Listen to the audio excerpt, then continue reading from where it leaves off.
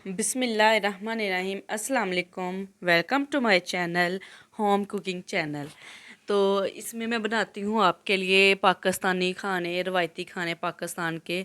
तो आज हम बनाएंगे आलू मटर की सब्ज़ी। तो आपने बहुत बार बनाई होगी। तो आज हम बनाएंगे आलू मटर का पुलाव। इसके लिए मैंने लिया है 1 अदद प्याज और 1 टमाटर, 3 से 4 अदद सब्ज़ मिर्चें, 2 चम्मच टेबल स्पून अदरक लहसुन का पेस्ट और थोड़े से लहसुन के साबुत जवे। ये हमने चीज़ें जो अपनी डालनी हैं। अब हमने लिए हैं सब्जियां। इसमें मैंने लिए हैं थोड़े से 2 आलू ले लें। अगर तो आलू छोटे हैं तो आप 3 से 4 अदद भी ले सकते हैं। उनको आपने छील के काट लेना है। और एक जो है ना मटर के दानों की प्याली ली है, कप लिया है। तो एक शिमला मिर्च लिया, उसके बीज रिमूव कर दिया और उसको काट लिया है। और थोड़ी सी बंद गोभी ली थी। तो इसके अलावा हमने नमक लिया है, कुटी लाल मिर्च लिया है 2 टेबल स्पून, 1 चम्मच ये सूखे धनिए का है, इसको दरदरा सा कर लिया है, और साबुत गरम मसाला है। तो ये जो स्पाइसेस है ना, ये अपने अपने टेस्ट के मुताबिक या अपनी क्वांटिटी के मुताबिक जितने आप चावल वगैरह बनाना चाहें कम या ज़्यादा कर सकते हैं। तो चलिए जी, हमारी चीज़ें तैयार हैं। अब हम चलेंगे अपनी रेसिपी की तरफ। हमने डाला है एक कढ़ाई में तेल या कुकिंग ऑयल या घी, जो आप यूज़ करते हैं वो आपने ऐड करना है। और इसमें हमने प्याज डालना है। प्याज को हमने अच्छे से सौते कर लेना है। इसमें के साथ ना जो लहसुन की जवे है ना, वो पुलाव में लाजमी डाला करें। एक तो जो आपके जोड़ वगैरह ये ज़्यादा चावल खा खा के दर्द करते हैं, उसका भी ऐसा कोई मसला नहीं होगा इंशाल्लाह। और इससे आपको बहुत मज़ा आएगा, एक अलग टेस्ट मिलेगा। अगर तो आपके पास छीलने के लिए टाइम नहीं है तो आप ऐसा करें कि वो जो लहसुन की होती है ना पूरी गुत्थी सी, जो भी इसको बोलते हैं, उस गुट्टी से उसको अच्छी तरीके से धो के वैसे ही ऐड कर दो। चावल पकाने के बाद आप उसको रिमूव भी कर सकते हैं ना। मैंने इसमें डाला अदरक लहसुन का एक पेस्ट, और उसको डालने के बाद मैंने अच्छे तरीके से भूनना है। 2 से 3 मिनट इसको भून ले, इसका कच्चापन ख़त्म हो जाए। इसके बाद हम इसमें साबुत गरम मसाला डालेंगे, ताकि उसका जो अरोमा है ना वो इसमें ऑयल में निकल जाए।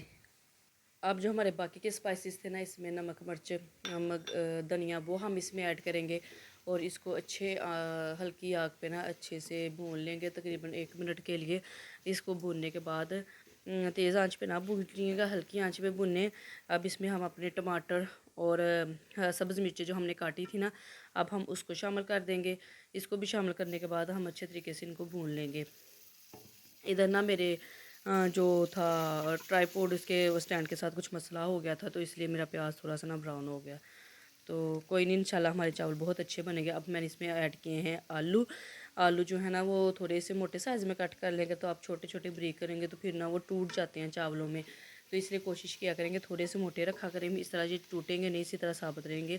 हमने आलूओं को और मटर को है ना वो हमने पहले डाल के अच्छे तरीके से हमने भूनना है, क्योंकि ये ज़रा थोड़े से हार्ड होते हैं बाकी सब्ज़ियों की निस्बत।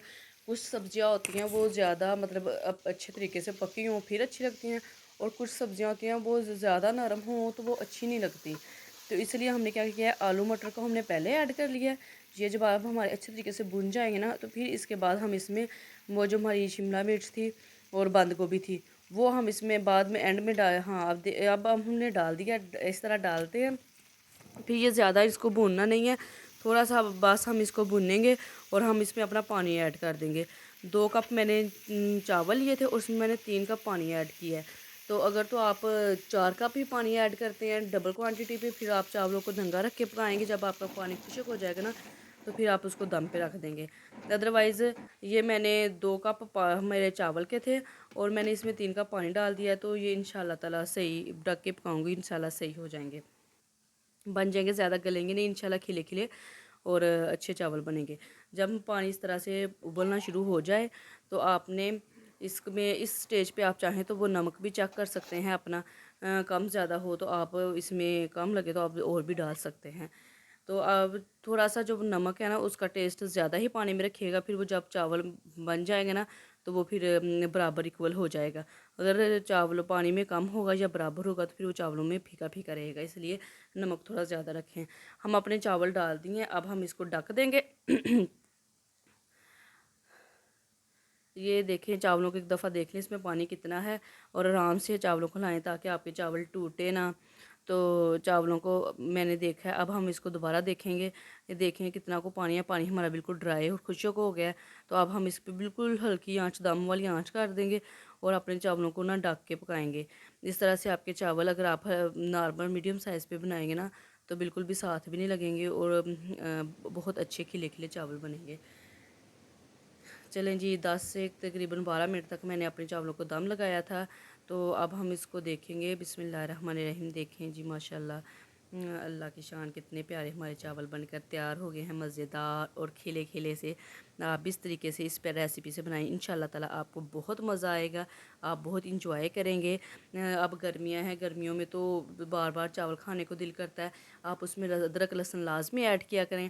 اس طرح آپ سے کوئی جوائنٹس وغیرہ کا کوئی مسئلہ نہیں ہوگا۔ تو چاول جو ہے اس کے ساتھ آپ رائتہ بنائیں اور سیلڈ بنائیں، اس کے ساتھ سرو کریں۔ سرو کریں چاول اور رائتے کے ساتھ آپ نے اس کو سرو کریں۔ دیکھیں ماشاءاللہ کتنے کھلے کھلے اور مزیدار چاول آپ کے بن کے ریڈی ہیں۔ اب ہم اس کو اپنی سرونگ پلیٹ میں نکال لیں گے۔